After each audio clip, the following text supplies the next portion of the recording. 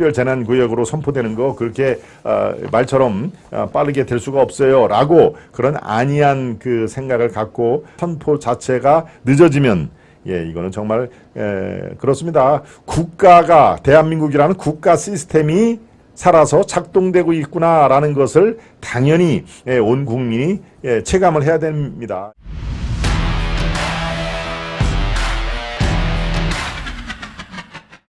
말씀드린 대로 오송, 강내 등 피해 지역에 즉시 지체 없이 특별재난구역으로 선포를 해야 된다 하는 얘기를 말씀을 지금 드려야 하겠습니다.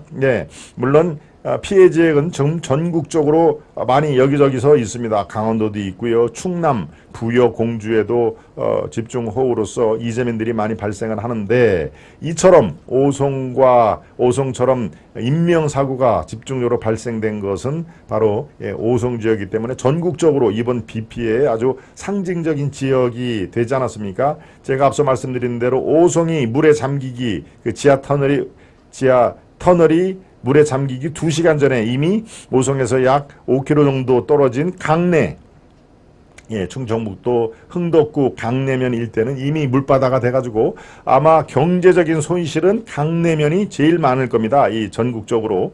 거기에 수천 가구가 이미 물에, 제가 말씀드렸다시피 제 키가 큰 편 아닙니까? 185의 키가 요 가슴까지 잠길 정도니까. 그리고 제가 찾지를 못했는데 보트를 타고 다닙니다.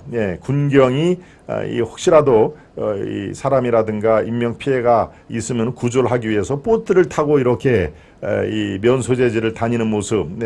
그거 제가 아침에 찾다가 저도 찍은 사진이 있는데 마침 보트를 이렇게 젓는 그런 그 사진을 찍지는 않고 그냥 물에 잠긴 그런 모습을 제가 찍었습니다. 그래서 그거를 찾지는 못했습니다만은 아무튼 구명 보트를 타면서 이렇게 물길질을 해 가면서 군경이 이렇게 합동으로 저게 이제 사실 구명보트죠. 보트를 타면서 저거는 이제 일렉트릭 버스라고 하는 얘기는 이미 747번 급행버스에 구조대가 도착을 한 건데요. 이미 글쎄요, 한 바다처럼 저렇게 구명보트 모타보트를 타고 저렇게 구조를 하는 모습인데요. 바로 똑같습니다. 저런 구명 모타보트를 타고 강내면 일대를 이렇게 수색을 하는 그 장면. 그러니까 이 물이 거의 한 1m 50 정도는 이 지상에서 모든 그 생활권 모든 지역이 차올랐다 하는 얘기입니다. 자, 이 정도가 되면 오송은 인명 피해로 전국적으로 아주 눈물의 상징이 이미 된 상태고요. 강내면은 제가 파악하기에 단일 그 지역으로서는 경제적인 피해가 가장 많은 걸로 지금 현재는 돼 있습니다. 물론 더 이 면밀한 그 조사가 이루어지는데요. 자, 이 지금 상태에서 피해 복구라든가 아직까지 강 국내 터널에서 생존자가 지금 있을 것 같은 그런 상황은 아닌 걸로 보입니다. 무슨 특히 뭡니까 그 에어 포켓, 물이 차 있어도 이렇게 지형에 따라서 숨 쉴 공간이 좀 있으면은 에어 포켓 무슨 구조물을 꽉 잡고 호흡을 한다 손칩니다만은 저기는 사각형으로 되어 있기 때문에 에어 포켓마저도 없다는군요. 그러니까 그런 기적의 그 생환의 현장, 이것은 지금 바라볼 수가 없는 그런 상황인데요. 제가 이 오송, 강내뿐만이 아니라 피해 지역, 이거는 참 피해가 이 몇천억이다라는 수치는 이제 관계 당국에서 산출을 해야 될 몫이지만 이제 이 정도 되면은 생활이 안 된다. 이 사람들 가만 내버려 두면은 더 큰 곤경에 처할 것이다라고 그런 판단이 지금 여러분도 드시지 않습니까? 그럴 경우에 특별 재난구역이라는 그런 정부의 이건 이 지정을 하면 어떤 효과가 있느냐? 바로 즉시 정부의 가용 자원을 통해서 지원을 할 수가 있습니다. 지원을. 예비비라든가 또 이런 용도로 써 있는 또 예산에 또 항목이 많이 있습니다. 사실은.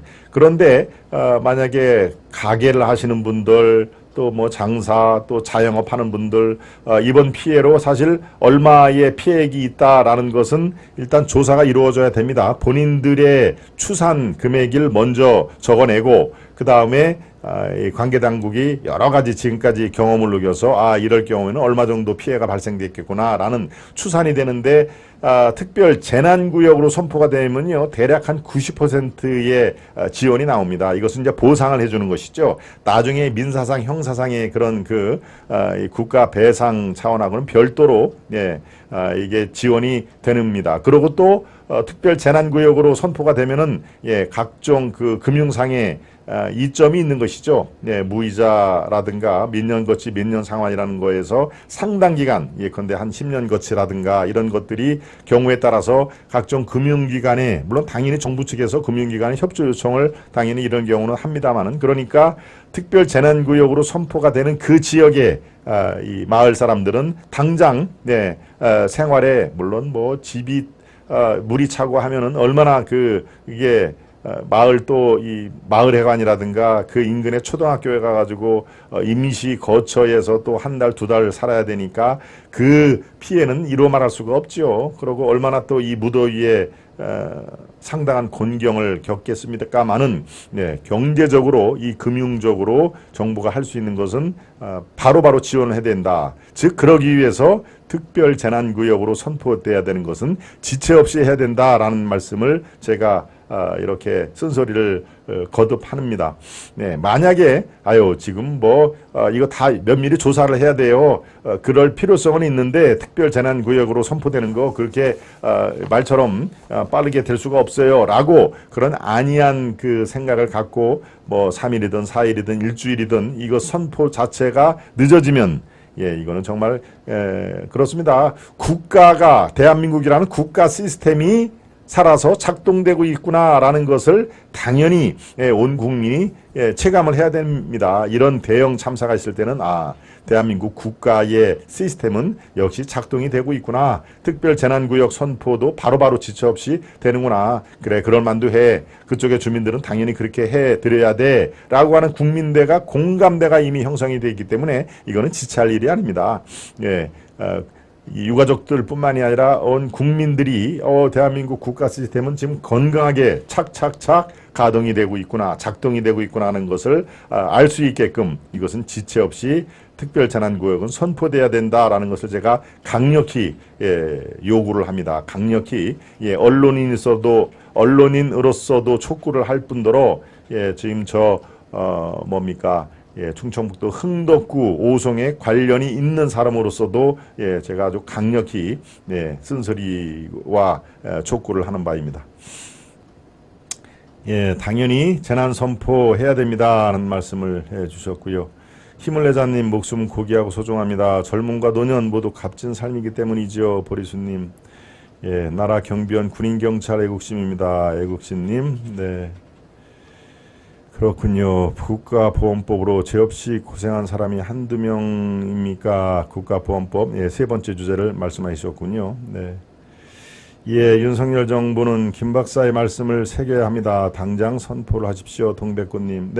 지금 상황이 이렇게 엄중하면요, 이거는 재난 선포를 할 수밖에 없습니다. 그런데 일주일 뒤에, 열흘 뒤에 선포를 하면은 그 사이에 저 시리에 빠진 그런 국민들, 지역 주민들의 그 시리는 이거는 말도 못할 그 상황인 것이죠. 제가 다시 한번 거듭 촉구를 합니다. 국가의 건강한 국가의 시스템이 착착착 작동이 되고 있구나라는 것을 보여줘야 됩니다. 물론 어제까지는 윤 대통령이 우크라이나의 젤렌스키 대통령도 만나고 해외 순방을 마치고 오늘 새벽 들어온 걸로 지금 파악이 되고 있습니다만은, 이제 한국에 서울에 도착을 한 만큼 이거는 속전속결이 필요합니다. 국민들의 공감대가 당연히 이렇게 굉장히 중요한데, 공감대는 이미 토요일 날 다 형성이 되어 있고요. 그리고 피해 상황, 재난 상황은 이미 각종 언론, 뉴스, 그리고 저같이 직접 현장을 겪은 그런 사람들의 증언으로서 이미 충분히 파악이 되어 있으니까요.